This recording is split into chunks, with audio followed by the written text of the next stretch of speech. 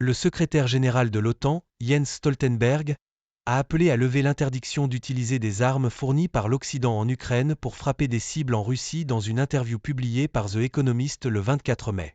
Les responsables américains ont souvent déclaré qu'ils ne soutenaient pas les attaques ukrainiennes avec des armes américaines en Russie, mais la tendance semble changer.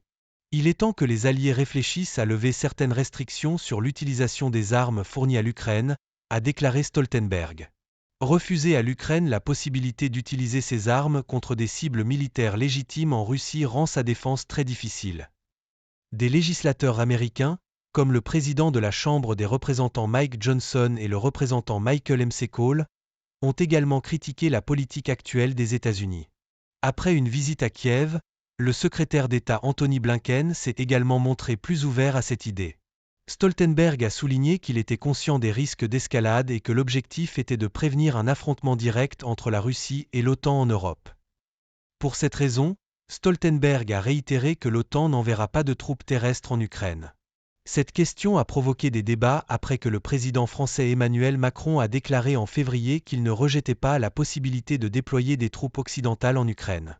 Cette idée a été largement rejetée, mais des discussions ont eu lieu sur l'envoi de troupes de l'OTAN pour former des soldats ukrainiens en Ukraine.